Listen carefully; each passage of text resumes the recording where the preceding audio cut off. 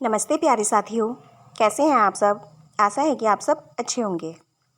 आज हम आपके सामने लाए हैं एक प्यारी सी कहानी, कौन ज़्यादा बुद्धिमान। किसी नगर में एक सेठ रहता था जिसने अपनी मेहनत से खूब धन कमाया और शहर में ही अपने नाम की 5 दुकानें खोली। सेठ को इस बात का बहुत घमंड था। वह रोज़ अपनी सेठानी से आकर कहता था कि मेरे जितना अक्लमंद कोई नहीं है। सेठ की रोज यही बात सुनकर एक दिन सेठानी तंग आ गई और उससे बोल बैठी, तुमसे ज़्यादा अक्लमंद मैं हूँ।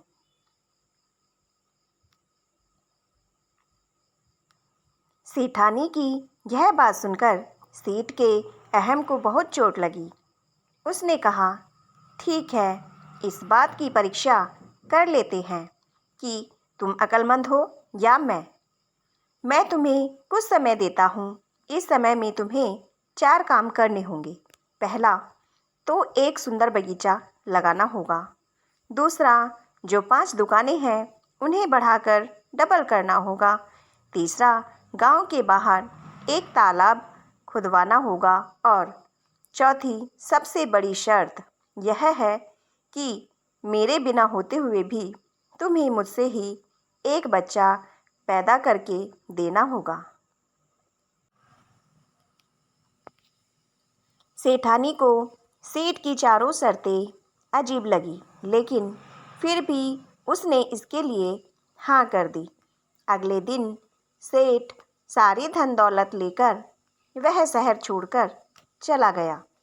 सेठानी के पास अब कोई भी रुपया पैसा नहीं था।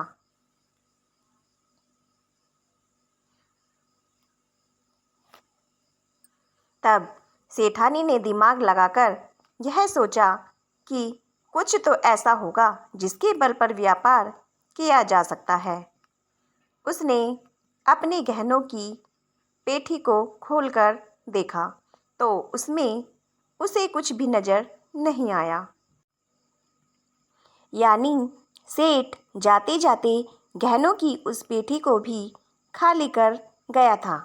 लेकिन फिर भी सेठानी ने अपने दिमाग से काम किया और उस पेटी को बहुत ही तरीके से सजाकर और उसको अच्छे से पैक करके अपने मुनीम को बुलाया और उस पेटी को 1 लाख रुपए में ऐसे ही बंद अवस्था में गिरवी रखने की बात कही।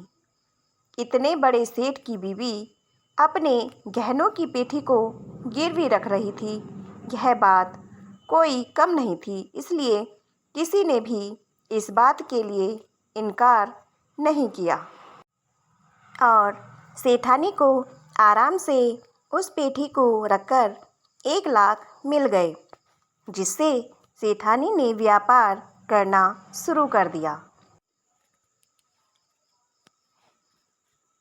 सेठानी ने मेहनत से सबसे पहले अपनी 5 दुकानों को चालू किया, जिन्हें सेठ बंद कर गया था, और उसके बाद व्यापार को आगे बढ़ाकर उस कस्बे में लगभग वैसी ही 15 दुकान खोली।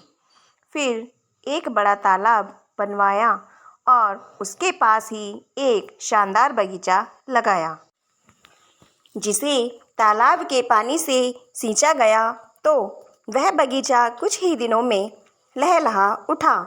फिर कुछ दिन बाद सेठानी ने मुनीम को बुलाकर उससे कहा कि वह कुछ समय के लिए तीर्थ यात्रा के लिए जा रही है, तो वह सारे व्यापार को संभाल ले। मुनीम से आश्वासन मिलने के बाद सेठानी अपना भेष बदलकर उस शहर में पहुंची जहां उसका सेठ रहता था।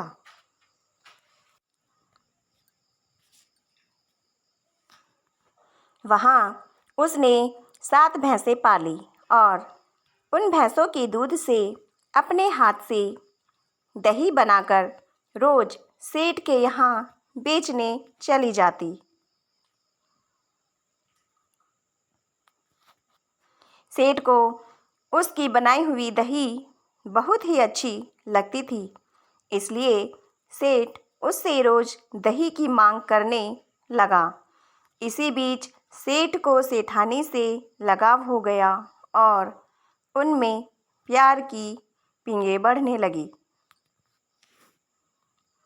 कुछ महीने बाद सेठानी ने सेठ से उसकी अंगूठी उपहार में ले ली और कहा कि उसकी माँ बीमार है, इसलिए वह अपनी माँ से मिलने अपने गांव जा रही है।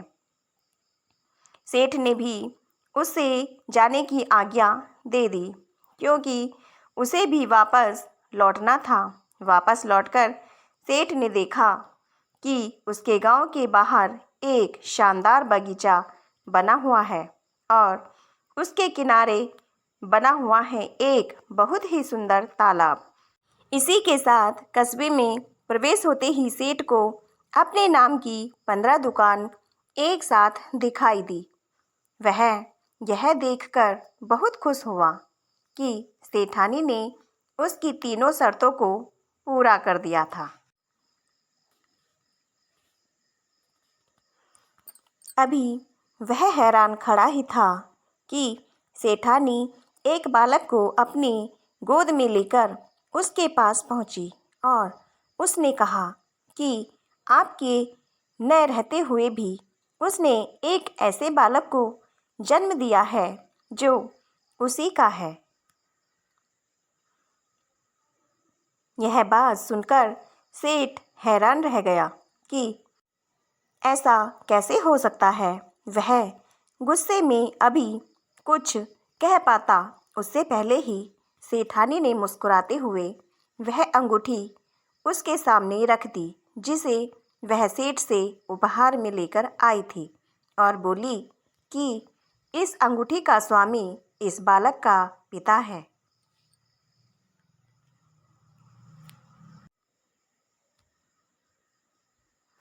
अंगूठी को देखकर सेठ सब समझ गया और उसे यह स्वीकार करते हुए बहुत हर्ष हुआ कि उसकी पत्नी उससे भी कहीं ज़्यादा बुद्धिमान है।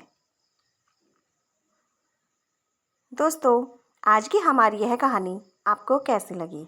यदि अच्छी लगी हो तो प्लीज़ कहानी को लाइक कीजिए और चैनल को सब्सक्राइब कर दीजिए। धन्यवाद।